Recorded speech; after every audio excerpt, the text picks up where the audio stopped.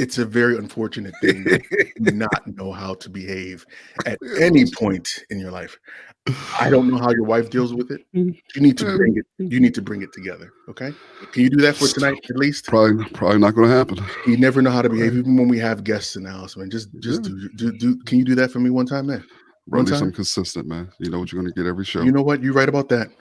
Yes. Welcome. What's up? What is up? Back once again, it is the Incredible in the Black podcast. And in case you weren't aware, this is a podcast dedicated to covering the current events and social issues going on in your Black world and covering it all from the perspective of three grown-ass men who know that Mike Tyson and Roy Jones should not be fighting right now. At all. But I am your host, Big O, and I want to welcome you once again to another special edition of The Black Light. The Black Light is our opportunity to talk to the people and have those conversations that deserve the deep dive. But as always, you know I cannot do this alone. Let me introduce the rest of Soul For Real. Crush, say what's up. What's good, everybody? No doubt. Why are you making the... Boogie, say what's up, man.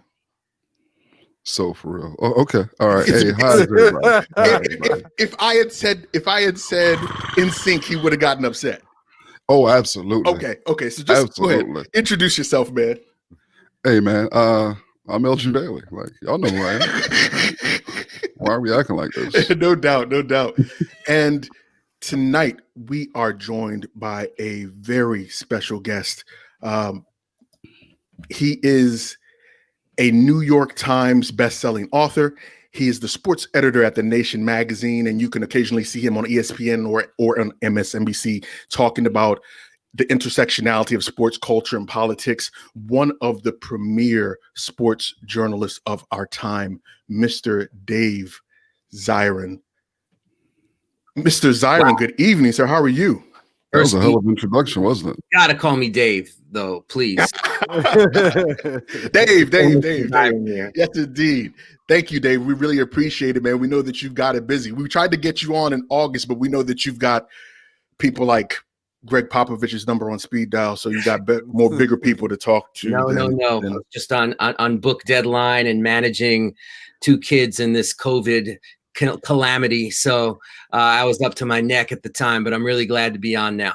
Not a problem at all, man. We really appreciate it. Now, we are very familiar with who you are. I have your book, one of your last book, Jim Brown, The Last Man Standing. This is actual recommended reading for us on the show. It's on all of our coffee tables. But for those folks that may be watching and may not be familiar with you, please tell us a little bit about yourself and who you are. Well, sure. And then I've got some questions for you guys as well. Yes, I hope so. Right, Dave Zirin. I'm the sports editor at The Nation magazine, which is a political magazine, but I write for them about the intersection of sports and politics. That means outspoken athletes. That means like Olympic spending. That means public funds for stadiums. That means racist names for mascots. Anywhere where it's like the politics and the sports kind of hold hands a little bit, or even are in friction with one another. That's my beat. That's what I write about. You know, I wrote about Maya Moore getting married on Friday, so it's like whatever's there that's political, I'm going to write about it. That's what's up. That's and of course, Maya Moore didn't just get married. She only married someone who she basically got out of prison after he was there for 20 years. So, yes, indeed, man. Yes, indeed. So, questions. I got to ask some questions. Come on, Dave. Go ahead. Okay. So we've got Big O. Yes, indeed. And the question is are you a fan of Oscar Robertson? Because I don't think you should be allowed to call yourself Big O. Oh, for Oscar. Cold blooded. Dave is right on time. Thank you, brother. You know what? Why do you always have to do that, man? Just curious. I am a fan and a fan of history of sports. But Oscar Robertson is not my go-to now. Not your cup of tea. Okay, moving on. You're not down with either Syracuse or I guess 1970s Denver Broncos. Can you really call yourself the Orange Crush? Where does that come from? Nope. It comes from his Caribbean roots and his orange tan that he's always had. That's the that comes from a genetic blend of Guyanese and Jamaican. I'm sorry.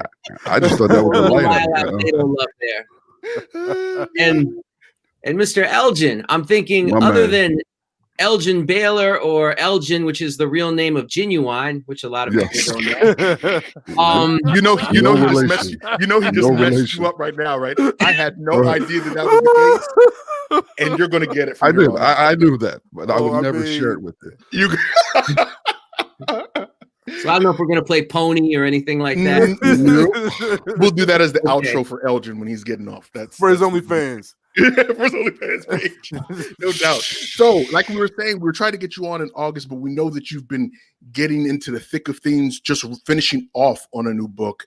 Can you please talk to us a little bit about that? Yeah, and if you have any questions, please jump on in. All right, so the book is called, the working title right now is Generation Kaepernick. I talked to like 100 young people who took a knee after during the anthem, when they're playing in high school, some in college, and I talked to some pros as well, but mainly it's high school and college kids, and talked to them about how taking a knee during the anthem to protest police brutality, how it affected their lives, the backlash they experienced, what inspired them to do it, the crazy stories that grew out of taking that step or taking that knee. And each one of them has a wild story, and I kind of cataloged them all for the purposes of this book. And the hope is, honestly, is because I want people to know that what we've seen this past year in terms of the largest demonstrations in the history of the United States, which took place over this summer after the police murder of George Floyd, I mean, that doesn't come out of nowhere. And my argument is that all these young people taking inspiration from what Kaepernick did, in a lot of ways, laid a lot of groundwork for what we saw.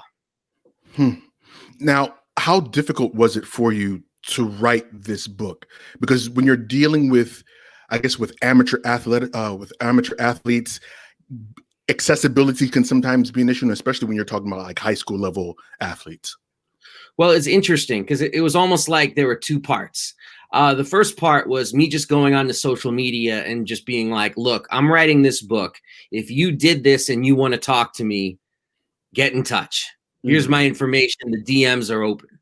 And I got dozens and dozens of people said, yeah, I did that. Here's the link to the local newspaper article. This is what I did. And so that part was easy. The tougher part was after I got through that point, doing some like detective work and looking up articles, you know, using a lot of the Google, and then trying to find people on Facebook, on Instagram, and just sending them messages saying, hey, I'm writing this book. I'd love 20 minutes of your time just to hear your story and make it a part of this volume of stories. And, you know, and so it was really interesting because those folks took a little more coaxing when the interview process actually started. But man, people have some wild stories, and people did this in like crazy small towns. You know, they're high school cheerleaders taking a knee. They're junior ROTC taking a knee during a soccer game, and you know they get like they're getting death threats, and they shall not be moved. They fight through it. And, you know, they deal with all sorts of dynamics, like people trying to guilt them into stopping, people threatening them with expulsion from the team, people threatening the lives of them and their families. I mean, there's so many interesting like twists and turns that their lives took after they made this one simple gesture of saying there is a gap between what this country says it represents and how it actually handles itself. And I'm going to show that by taking a knee. So the hope, I mean, I don't know if people are even going to buy this book, but the hope is that it's going to get in the hands of a lot of young people and maybe inspire them and make them feel like they're not alone if they're starting to have feelings about, you know what, there's something wrong with this world. I want to do something about it. Interesting. I'm going to ask you a two-part question, okay? Okay. What was the best part about trying to get this book off the ground or doing this book? And what were some of the challenges that you faced as well? No question. The best part of the book was that I did all the interviews at the start of COVID. And so, you know, I'm in the house, you know, I'm super isolated. I've got 2 kids bouncing off the walls because they're not seeing their friends. And I've got my wife's a high school teacher, so she's trying to remote at the same time. So all kinds of like anger and chaos and fear going on in my house. And I get to sort of cut myself off from it for a few hours a day and just be on the phone with these young people and just talk to them about their lives. And, you know, I really just love doing that. You know, we talked before I came on that, I teach a class at Montgomery College on sports history. In the great state of Maryland, yes, indeed. Indeed, the great state of Maryland, no doubt. And it was just really nice just to get some energy from these young people and get some energy from their struggle, and it was really like medicine during a time that was, this is the very beginning of COVID, when we all thought we could catch it by touching our own doorknobs, you know what I'm saying? Right. And there's a lot more fear factor. We're taking our groceries home and leaving them in the basement and like wiping down the bags. I mean, it was just so much, because we just did not know. And so to have that space to talk to them, that was the best part. No question about it. The toughest part, and this is always tough, and this was tough when I wrote a book with John Carlos from the '68 Olympics, and I wrote a book with Michael Bennett, and an NFL player. And, the tough part is then you take people's words, you transcribe the recordings, and then you're like, all right, how do I turn these words into prose that people can read at the same time, not violating the trust of exactly what they're saying and capturing their voice? Like they say something like, oh my God, because some of these people are 17, 18 years old. So if they say something like, oh my God, dude, you can't believe what happened, I can't change that to, my word, it was such a shock. Like I have to be true to their voice. Definitely. But at the same time, if they say things like, if they start every single sentence with so, like, so then I did this, so then I did that, so then I'm not going to have that in the book, that every sentence starts with the word so, or they say like all that, like young people do. They say like, and then this, and then like I did that. So it's like editing while retaining their voice is the toughest part. Dave, let me ask you this, man, because and we're gonna get right to the heavy aspect of it. You're a white guy who writes about race, particularly in an activist, pro ally sort of stance. You've been doing it for a while. Many of your books, many of your articles, much of your podcast is highlighting how white people continue to do racist shit towards black people. You've been very outspoken about that. I'm curious about how you got started, and particularly with as you mentioned earlier, how heightened things are now since George Floyd's death. You've still been incredibly outspoken.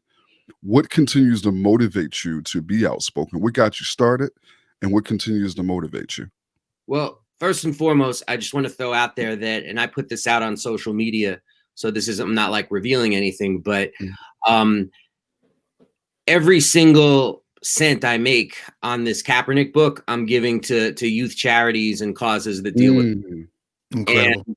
And that I want to put that out there so people know that I'm not trying to pimp these stories or benefit from their struggle. Like, I want whatever comes out of this monetarily to go right back into whatever the case may be. I'm working it out now where it's going to go.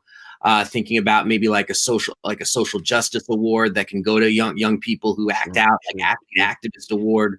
That's where I want the dough to go. And, and that's not some major sacrifice. Like one person once said to me, unless your name is Stephen King, you're not getting rich writing books. And that's facts. I mean, but whatever I do bring in, I want to put it back out there for the community.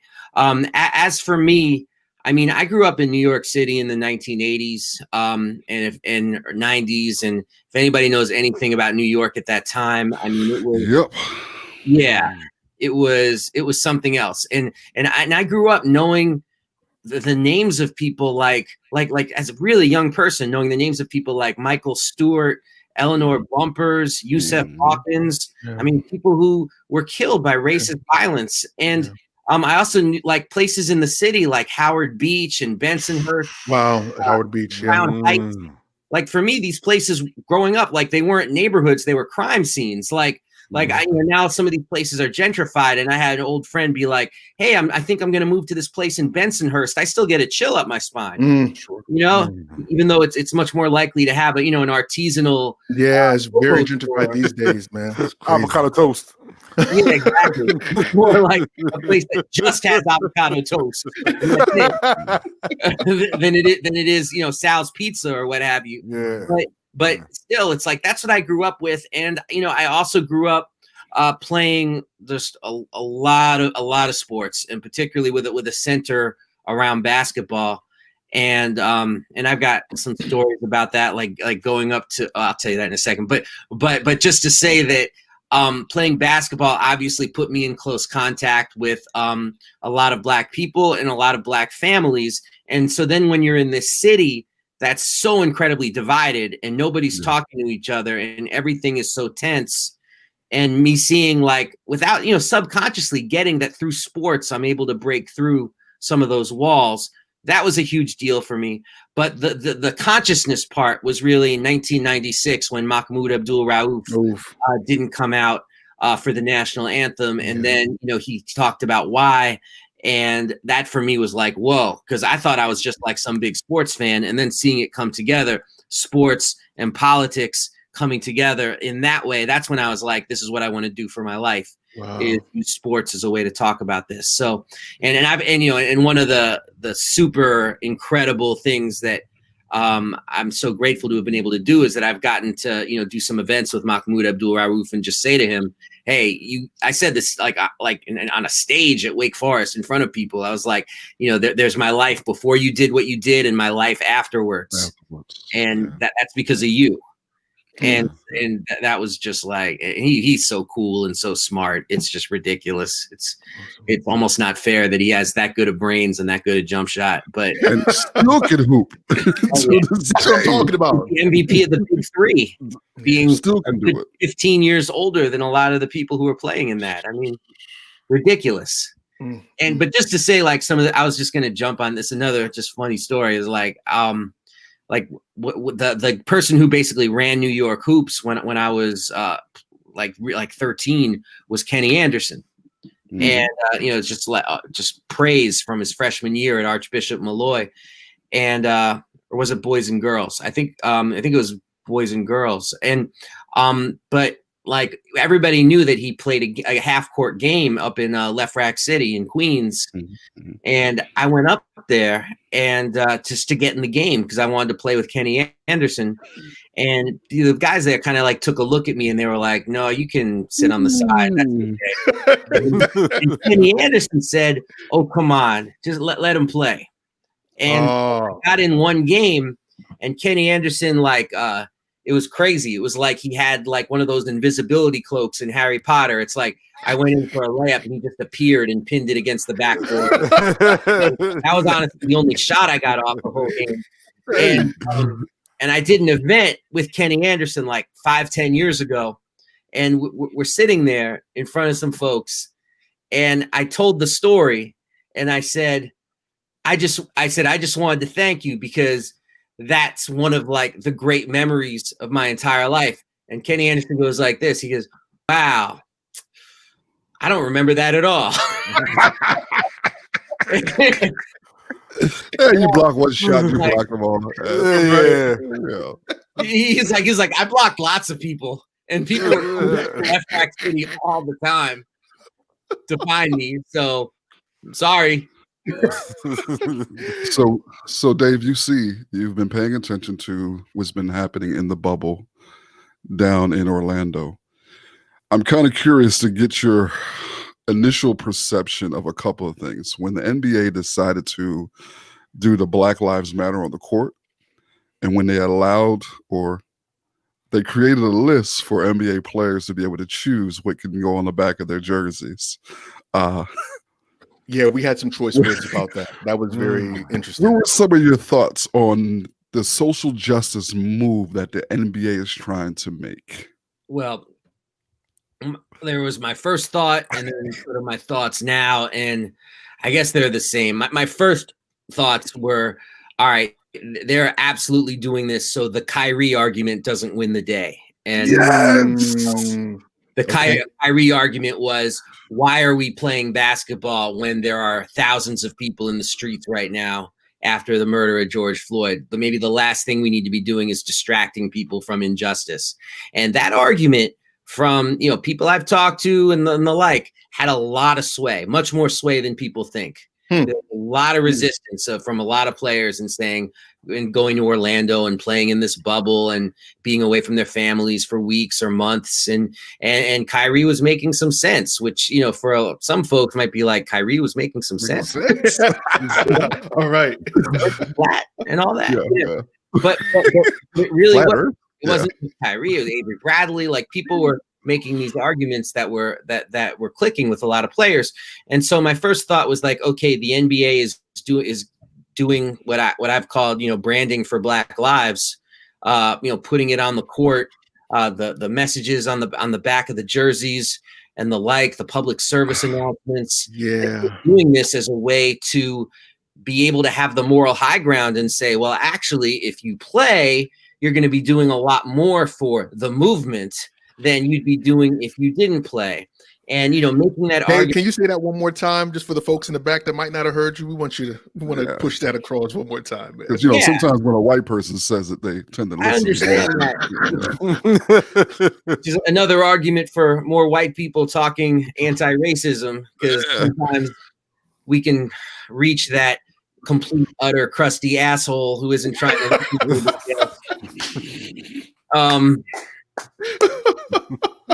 One of those things where I wish that wasn't true, but it's like, you know, falling out of an airplane, you can wish gravity wasn't true. It doesn't. Yeah, you're right about that. The way it is in this country, but it's just branding for Black lives, trying to make sure that they have the moral high, kind of moral high ground to say you're going to be doing more for the movement by coming into the bubble and playing than you would be on the outside canceling the season. And there's also no small amount of what we could call woke marketing or woke capitalism. I mean, the NBA, the people who are around Adam Silver, these are not dumb people. They know that the NBA's audience is different than the NFL's audience. You know, there's crossover, but the NBA audience is young and far multiracial and far less tolerant of intolerance.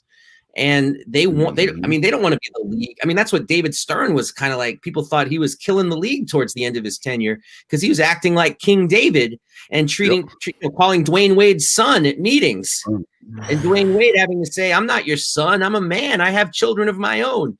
You know, it's like that just wasn't going to fly. And King David was not working. And so Adam Silver, you know, much more savvy about, you know, the modern player and how they want to be treated and the expectations and player power.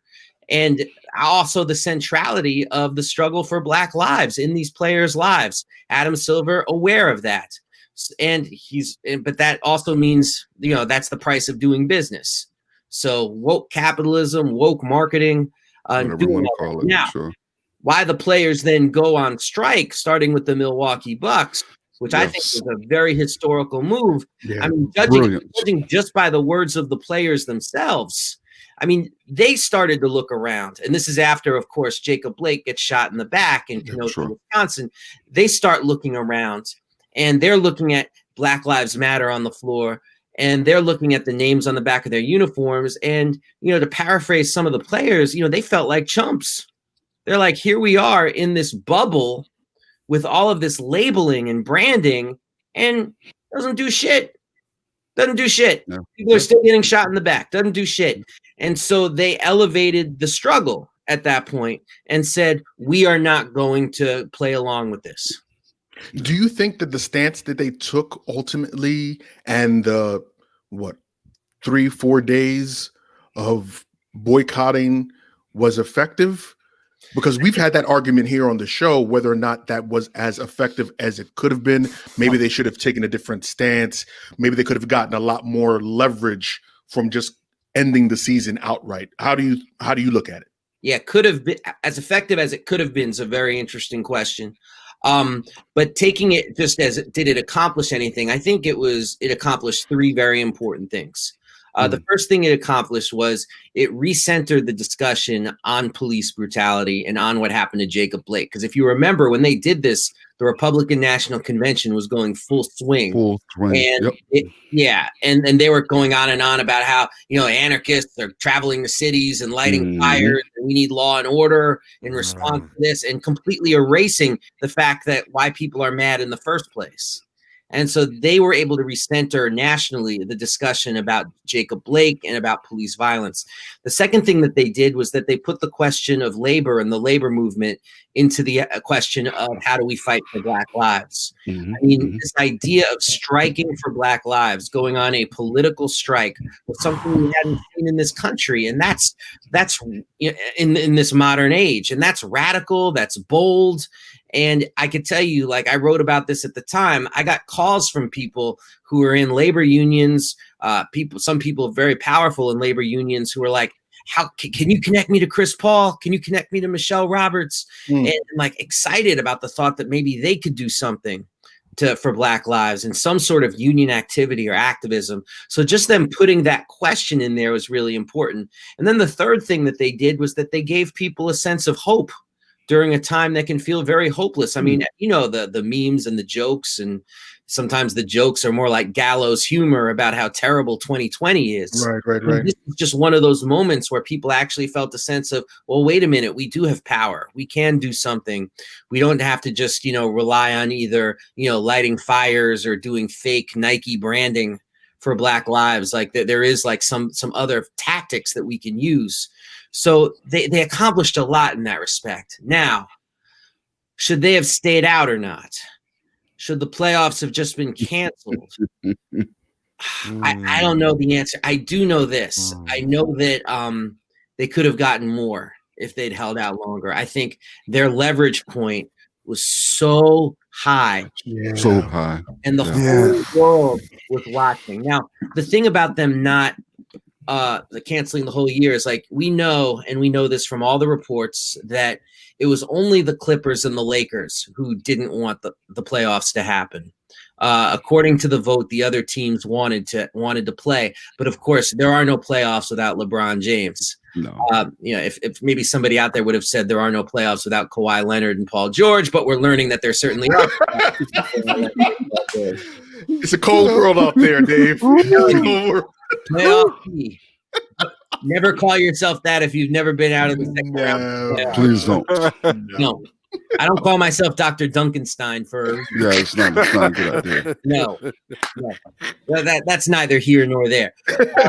The point is that like it would have been a very rough thing, because then all those players would have been the ones who would have to shoulder the playoffs not happening. That was a tough dynamic when you're not in the majority, but at the same time you hold all the cards, because again, there are no playoffs without LeBron James. Like they literally just wouldn't have had them. That would have been ridiculous. So they went back and played. I just think they could have gotten a lot more, because the people who own these NBA franchises, I mean, these are the super 1% rich multi-billionaires, politicians on speed dial, getting hundreds of millions of dollars from the cities where they play for the stadiums. Tremendous amount of pull and all kinds of swag. And they could have said to them, this is what we need you to do. Not just a social justice committee, which is just sort of like, all right, sure. Bullshit in the bag. Yeah, exactly. I mean, it's like we're going to have like one or two players from each team is going to be charged with being on this committee. I mean, come on. And we're going to open the stadiums up so, everybody can get out and register vote. And vote and stuff. Register and vote. And that's an interesting thing too. Like, this is about police violence. And you see the way they're pushing it towards electoralism. Yeah. Because that's considered safe, that's considered acceptable, and that's not going to offend any fans, particularly white fans, because they, the kind of white fan who's going to be a huge NBA fan is probably also going to be the kind of fan who wants Donald Trump out of office. And so it's like, so that's not going to offend them. But in fairness, Dave, don't you think that the reason why they made that connection is because of its connection to policy, that voting then helps to reinforce policy? right? Definitely. I'll just say, I don't have a butt to that, but I do have a however. However, look at the Milwaukee Bucks demand. They said, we want the state legislature back in session to pass laws for the state of Wisconsin right now. That was their demand. And I think other players, with the help of the franchise owners or governors or whatever they're calling them now, it's like there could have been a bigger pressure point on them to do some of the work and some of the heavy lifting, or else no playoffs. And I don't they weren't willing to apply that much pressure. Okay. Follow-up question to that. Do you think that it's fair of us as Joe Public to put the weight of policy change and social change on the shoulders of these athletes? I mean, we've been looking at these politicians that have been in office for, in some cases, decades at a time, and we haven't seen much movement, probably changes around the margins in many ways. Is it fair of us to put these challenges and the weight of these changes on the shoulders of athletes, Black athletes specifically? Black athletes in particular, not at all. And I was thinking, and God, I want to go one place with this, but I'll go another. It's definitely not fair that their only job should be to do their job. You know, like any white person, you know, it's like your job is to do your job. But like, because in this country, you have this heritage and tradition of Black athletes playing such a pivotal role politically, it becomes what Atan Thomas, who I do a radio show with, he calls it the burden and the blessing. Yep. Because, you know, the burden is, of course, that you can't just be an athlete because of the reality of racism, you know, the objective reality of racism. But at the same time, it also connects you with this remarkable tradition and history. But there are limits too. And also, just to say that once the players stepped into the arena of struggle, then it's fair game for like the four of us to chop it up and say, should they have done more? Should they have done less? What should their goals be? Because we're not the ones who said you have to get in there and do it. They said that themselves. They took on that weight. Okay. And so once they take on that weight, I mean, I think then it's fair game for us to be like, all right, well, what should they fight for? And in this era of social media, a podcast like this, what we put on social, what we put on Twitter, that actually has an influence on their backbone, on what they can and what they do. I mean, it's especially in the bubble where, according to what I'm hearing, a lot of them are on social all day, you know, reading about this, because that's what they have time to do, you know. Sure. So just to say that. But then I'll also say there's a very good column that's out right now.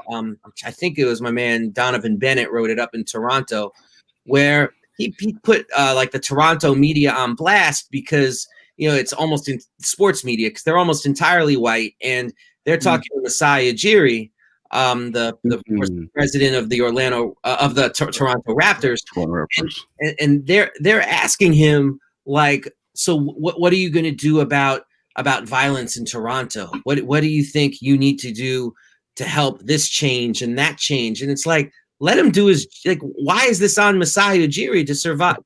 To like one black dude in all of Toronto, you expect him to change. Exactly. Because he's the one person, because a police officer like abused him and he fought back, and you know, it's like, so now you put this weight on him. No, that's completely not fair as well. So, you know, it's completely unfair, and this country is completely unfair. So, and I think those 2 points are very connected. But I absolutely say it's the right of every athlete to say, you know what, politics, not my thing. Like, I wasn't even, you know, when Jonathan Isaac didn't take the knee and decided to stand and people put him on blast, I was just like, you know, do what you want to do, young fella. I mean, this is Jonathan Isaac we're talking about. This is, you know, this isn't like some assessment we're making of some senator or something like that. I mean, people are going to do what they're going to do, and we shouldn't expect them to do. This is a big one. We shouldn't expect them to do things that we ourselves are not prepared to do. That's a big problem, even more than the weight that's often put on Black athletes because of the heritage of struggle of Black athletes in sports. What's even worse is when you hear folks in the street be like, why isn't this athlete do more? Every time I hear that, I say, well, why don't you do more? And why are you asking of athletes what you're not even asking of yourself? Yeah. And I think the one thing too is people forget how young some of these players are. I don't even think Jonathan Isaac is 21 yet. Yeah, can't get a drink. If I go- To lead on the question of social justice and justice reform. You know, it's too much sometimes, and maybe sometimes we get a little bit, you know, almost drunk, if you will, with this idea of a new generation of Muhammad Ali's, and I think when people think like that, they forget that Muhammad Ali was not Malcolm X with boxing gloves. Revisionist history, yeah. Totally revisionist history. He was a young man who was thrust into this situation. Muhammad Ali's dream was to be Cassius Clay, someone who brought the showmanship of professional wrestling into boxing. That was his dream at age 18. But then he got hit smack in the face with the 1960s. And then he had to adjust to the Black freedom struggle and to the Vietnam War. And those events changed him. And faced with those events, I mean, no doubt he was 10 feet tall.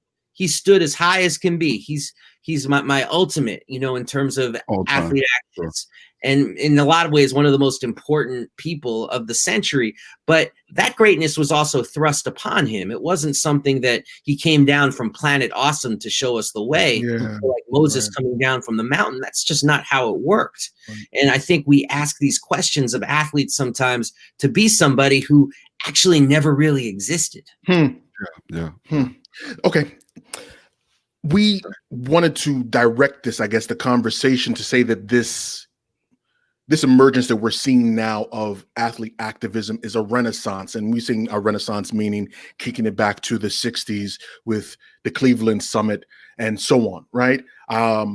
Even to the extent that we still see some athletes taking, I guess, an opposite stance. Like I know during the late 60s, in many cases, athletes were put in the center of protest hotspots to try and calm down protests, right? That's right. Yeah. Do you believe that this moment that we're in now is actually a watershed moment? Do you think that we're going to be changing the way we look at athletes and sports going forward? Because we still quite often hear stick to sports. Yeah, we do.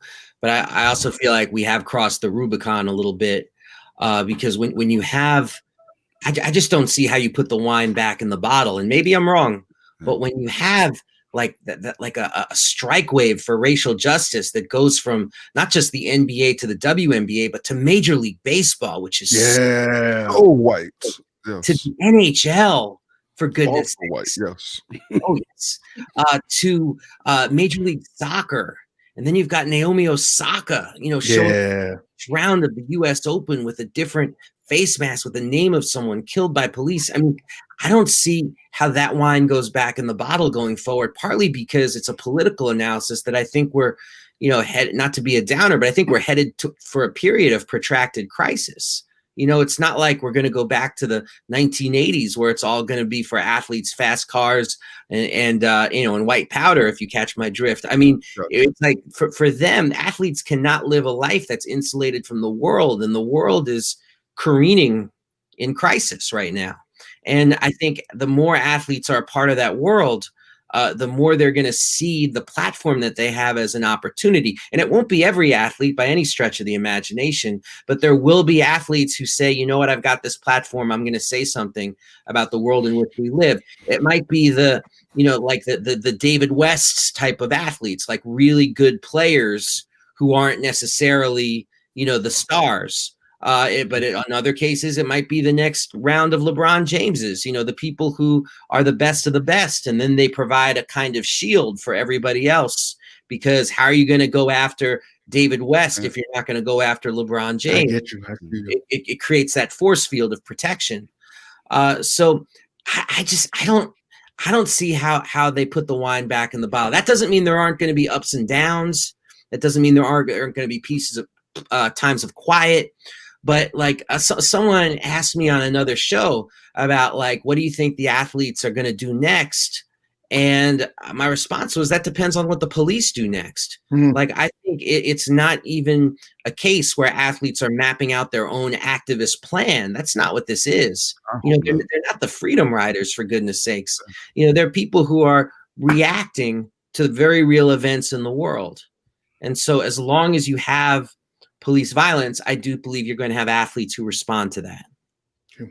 We're going to kick it back to 2016, August of 2016. Colin Kaepernick took the first knee.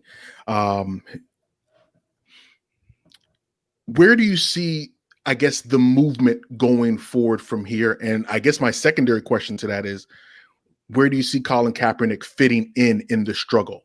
Because I think part of it is, I think he's gotten lost in the shuffle somehow. Yeah, we allude to him tangentially now as the protests are going on and say, okay, well, it sparked when he took a knee, but he still doesn't have a job yet. And we haven't seen him on the forefront in these protests either. So if you could answer those questions. Well, I guess I'll start. Start with the second one. I mean, Colin is a very interesting guy in that he's actually a very quiet person. He's a very soft-spoken person. He was pretty rare when he was in the NFL as a quarterback in that he would tend to be friends with like the backup free safety or the special teams guy. He wouldn't hang out with the other stars on the 49ers. That was just who he was, and that's just who he's been. And I went to one of those know your rights camps that he does for the kids. And it was really interesting to me to, like, I couldn't help but just sort of like keep one eye on him throughout the day in this event that had hundreds of young people. And there were some other NFL players there and organizers running around because, you know, he was like at one point sitting at the desk, making sure that everybody had their box lunch. You know what I'm saying? Like, you know, and he spoke a couple of times in front of the whole group, but, you know, it's not like he was up there, you know, thundering from the mountaintop.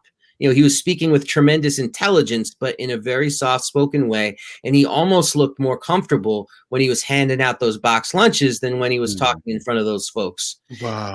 And so I've always like that to me has always been sort of my way of how I've understood how he sees himself in this movement, is as somebody who is content to be a symbol and content to also emerge when necessary to put out a tweet or a statement that then has so much more effect because he's not just talking all the time.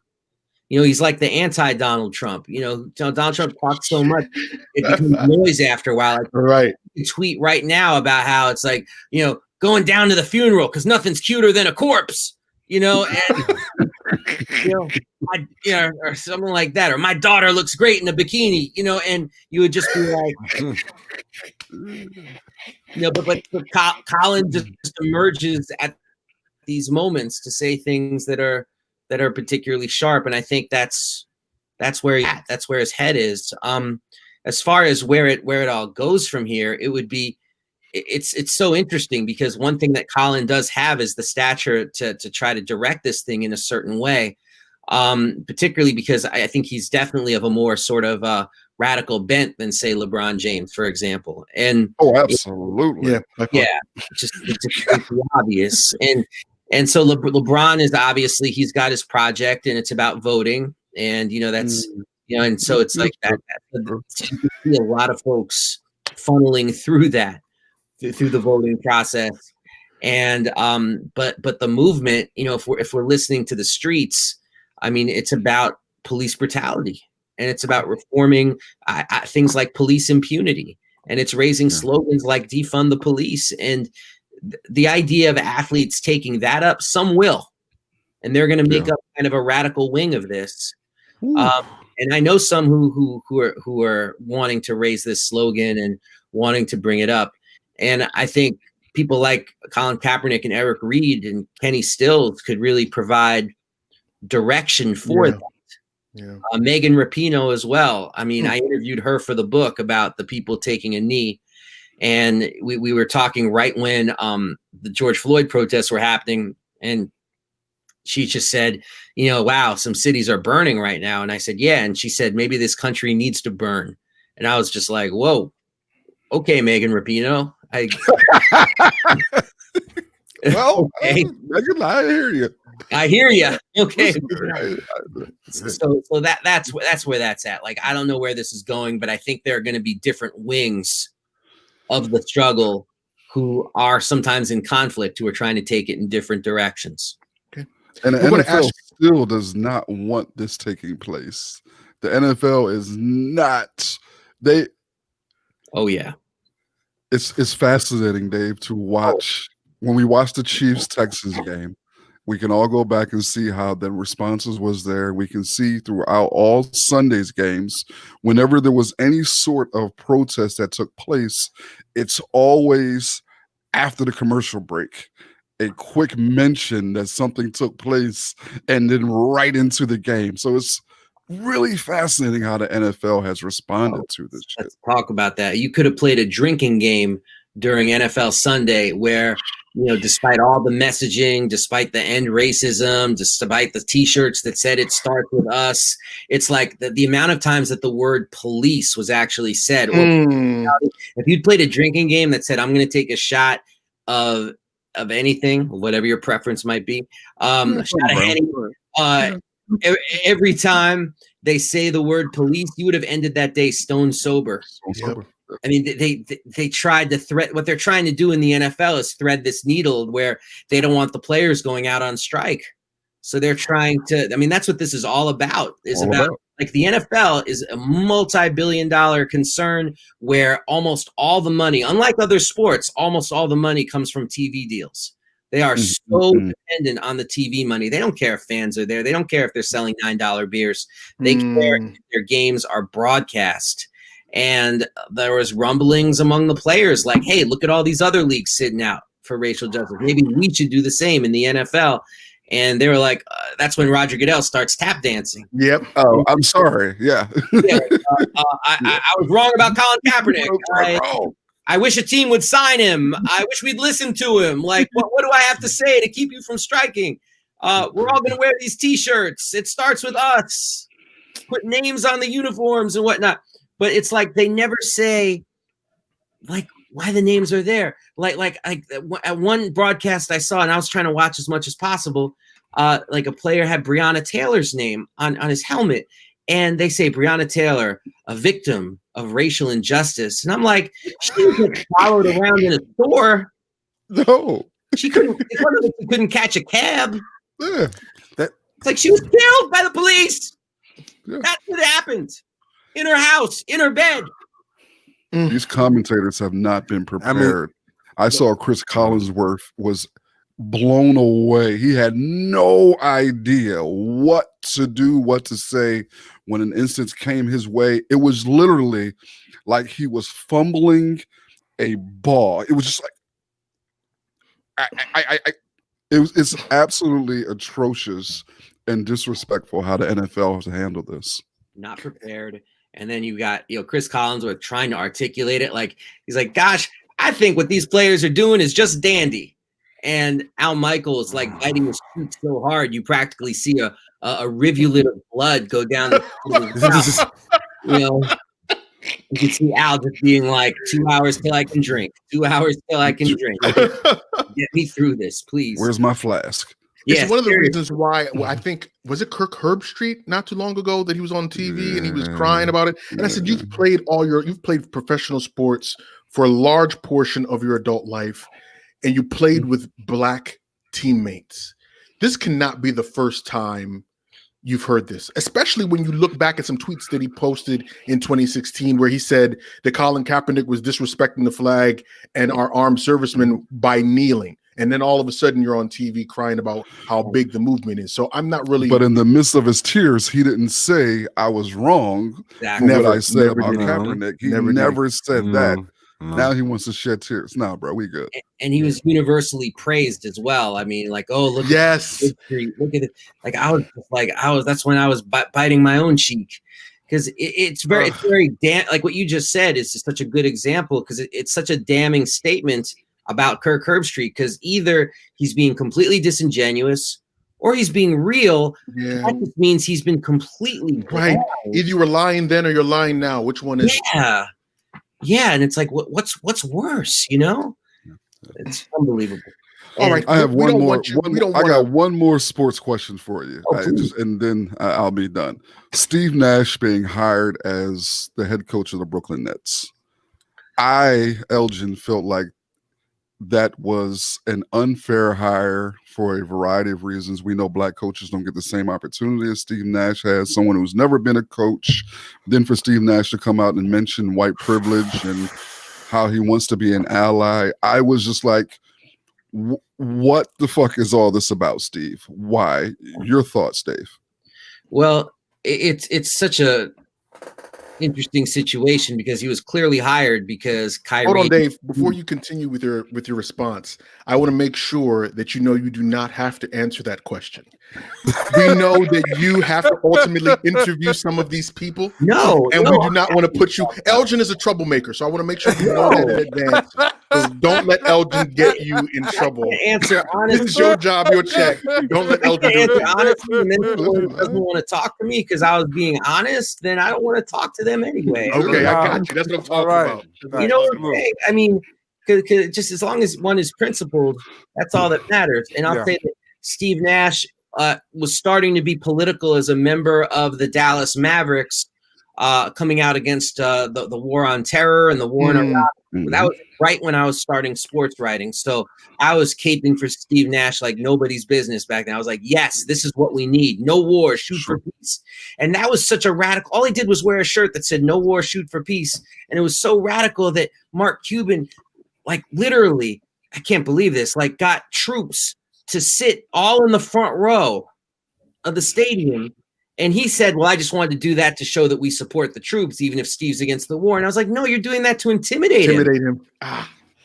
So I always had love for Steve Nash. And then in 2010, what he did in he organized this, getting the players to wear the Los Suns uniforms against anti-immigrant legislation. I was in Arizona. So I've got reservoirs of love for Steve. That being said, and obviously he only gets hired for the Nets because, they're, and I, by the way, I have never liked this Nets plan because I think Karis LeVert is the truth. And and KD and Kyrie, I mean, I hate to say it, but both of them, I mean, those legs don't look too sturdy on either of them. And you have this young man in Karis LeVert, who I think is a superstar just in the making that you can build around with a lot of other really fun pieces on that team. And it's just the whole thing has bothered me in terms of their perspective on how they're going to be a good team going forward. But that's neither here nor there. Obviously, Nash doesn't get hired without Kyrie and KD saying we want to support this team. Sure. And so then, if you're Steve Nash, it's like how are you going to say no when the two superstars have total buy-in on you coming in? Sure. All of that being said, I mean, if one is truly an anti-racist, I mean, one is willing to cede space. And willing to be uncomfortable and willing to sacrifice. So you can't talk about being an ally. I mean, to me, it's like if being an ally would be to say, you know what? Here's the truth. I've never coached a team. I've never been an assistant coach on a team. So I think hire, and I'm just pulling this name out, Alvin Gentry. Hire Alvin Gentry, and I will be an assistant, and I will apprentice. And if Alvin Gentry works, great. I'll get hired on another team then, and I'll learn. And if he doesn't work, great. I'll be there in the wings, coach. That would have been the move to me, and especially go ahead, bro. The climate that we're in right now. I mean, that move would have been like so in tune with the times. All right, we are in the DMV area. Phil and I live in the great state of Maryland. So, of course, I have to ask you two questions regarding we're in PG and Montgomery County. So I'm in Tacoma Park right now. That's what's up. So you're not too far away from Phil. So that's maybe we can play a pickup game. We'll leave Elgin out. He's from Broad Street. Thank you, bro. Thank you. Yeah, Broad Street bullies. When the pandemic ends, we'll have to chop it up in person. No doubt. So my question to you is, one, is the great Washington football team finally going to get rid of Dan Snyder? And two, where do you think the Wizards are going to be this coming season, given all the problems they've got? Two questions I'm obsessed with. Shoosh! Two questions. I see Elgin over there getting all extra. Come on. Can we get Bradley Beal in Philly? Is that possible? Bradley Beal, you mean the first player ever to average 30 points and 6 assists and not make the NBA team? That Bradley Beal. All right. I'll first of all, this is such a dislodging a franchise owner in the NFL. Yeah. I mean, is truly almost a Houdini task. Hold up, but didn't they do that in They did it Tennessee? Terry Richardson in Carolina. Oh, okay, Carolina. That's Okay. because what was coming out was going to be some next stuff. I know that they buried stuff. But you don't think the same thing with Dan Snyder with all the nonsense that's been happening in Washington? They gotta, I mean, it's like so far, let's see what happens. The NFL is doing its own investigation right now. And there has to be a smoking gun that connects it directly to Snyder, as opposed to just these horrible things, particularly like I mean, there's no other way to put it. It's like human trafficking of the cheerleaders. Like if that's happening by people under him and he was just ignorant to it and he takes responsibility and he's so sorry. I mean, if we find out that these were directives from Snyder, I think he could be gone. And that's what it would take. But there has to be like some direct connection because these other franchise owners, they weren't happy with Jerry Richardson being gone, even though there was so much there. They haven't been able to get rid of Jerry Jones. And if you know, on the internet, Jerry Jones, no pants, you'll see some stuff. Yeah. So I hope we can get rid of Dan Snyder. I thought it was really something that, you know, that he owns only 60% of the team, that the other 40% of the people want out, even though owning part of an NFL team, it's like, to quote Eric Winston, it's like being a bartender on spring break. You know, anybody makes money. So you don't have to be smart. You're going to get tips. And they want out. Let me write that one down. No, right? They find him that disgusting. So there's that. That being said, I don't know. So it's like, I want Snyder gone more than anybody. I've been fighting for this for so long. You know, I was fighting to change the name and that was good. And then I was like, okay, now let's get rid of Snyder. And it's let's see what the private investigators turn up. But if we can find direct connections between him and all the malfeasance we've been hearing about, then I think there's going to be an uproar for him to leave.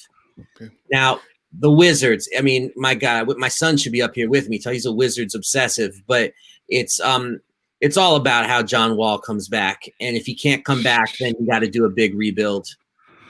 And I don't know. John Wall obviously has got some interesting dealings these days. He's going to come back in better shape than Joel Embiid. That's all I know. Oh, goodness. Okay. Because there's somebody over there that's getting a little huffy. I want to make sure he recognizes what's going on. Have you seen the John Wall videos? And we can have a okay. Fair. Okay. That's fair. Oh yes, John Wall is fascinating person. The joke here is like John Calipari must be the best recruiter in history because he got him to wear blue.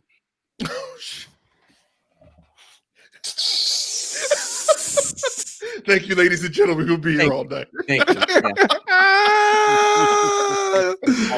was great.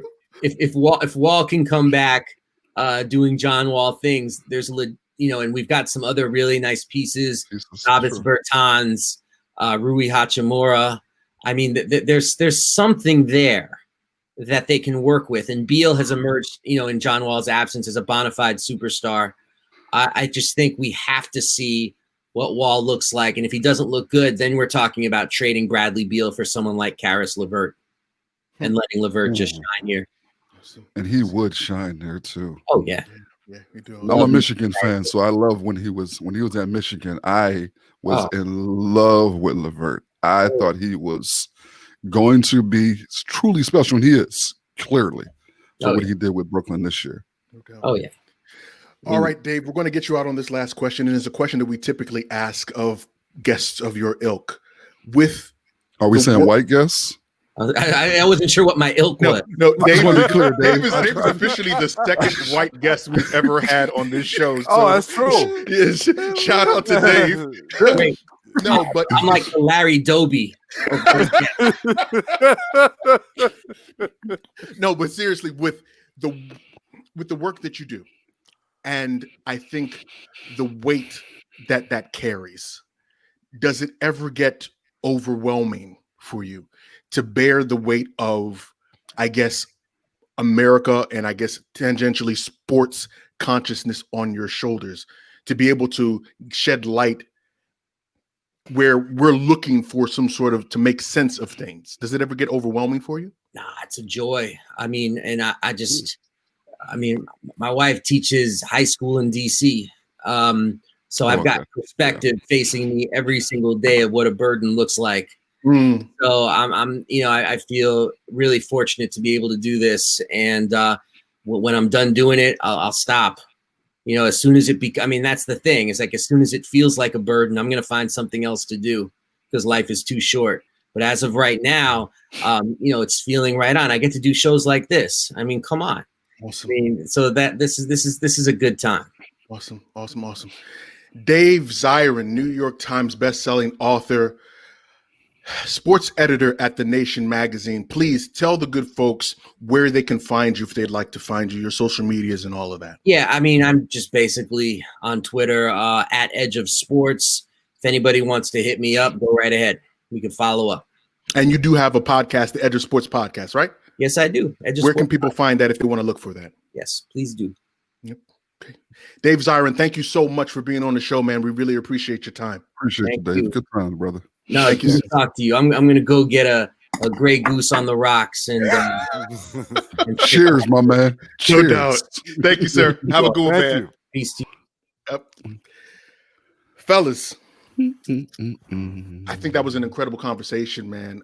What are our thoughts about what we heard tonight? I'll let Crush go off, man. I was definitely very impressed with Mr. Zirin. It was fascinating to hear the depth of dedication he had to his particular area of interest, and I was definitely I definitely had one question kind of nagging in the back of my head about the relationship between the NBA as a corporation and the Fraternal Order Police, the FOP.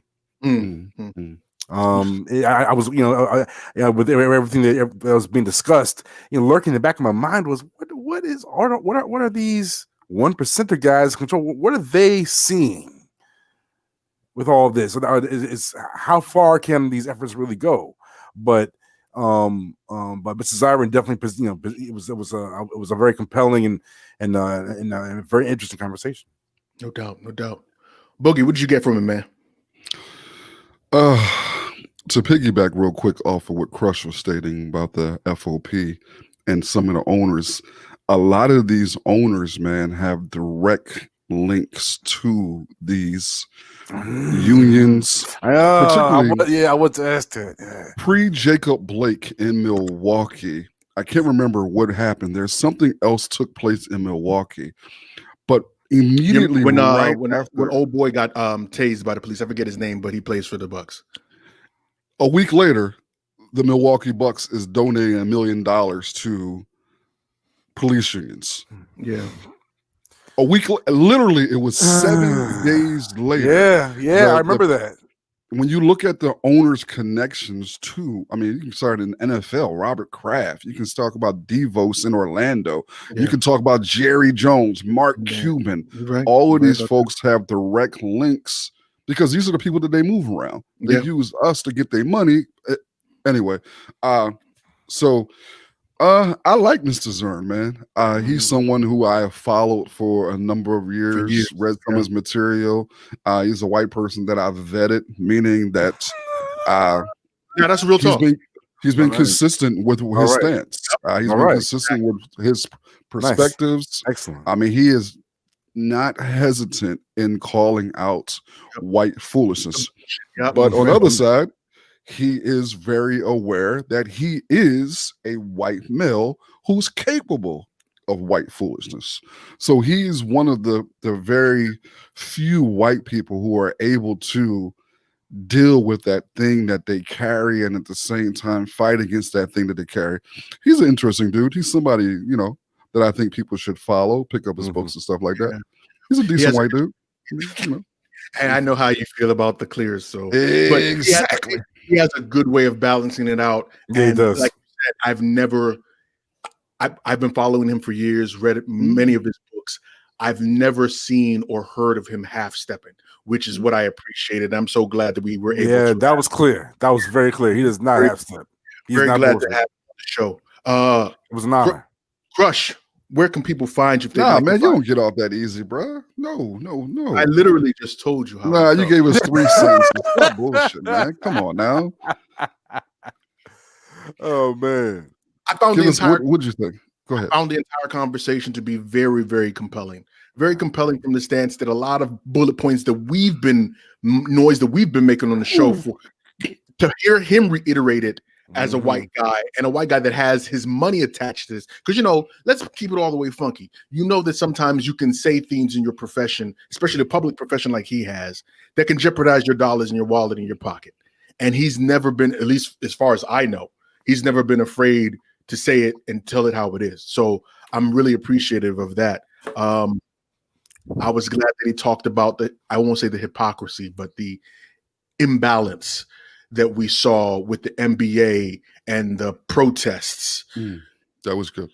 Yeah, that was real good. That was spot on. And like we said already, we'd already been saying stuff like this, but to hear him say it is like, okay, we're not tripping. Well, we know what we saw. We're not tripping. You know what I mean? So, like I said, it was a very, very, very wonderful conversation. Crush, can I do that now? El, can I? Yeah, I'm okay. Go ahead, man. I'll let you get away with this time. Crush, where can people find you if they want to find you, man? Well, I want people to find me at SB Methods so you can see my interview, and you can also check me and my wife out at the Orange Crush with a K, not a C. No doubt. Boogie, where can people find you if they want to find you, man? These motherfuckers know where I'm at, man. Come on now. What you mean? They know where I'm at, man. All the time, man. Here in the Black Podcast, that other light-skinned gentleman with the beard is a racist. Please find a way to remove him from the show. Remove him. Remove him. Like he's a despot or something? Please find another host for your incredible show. Like he's a dictator. Remove that dictator.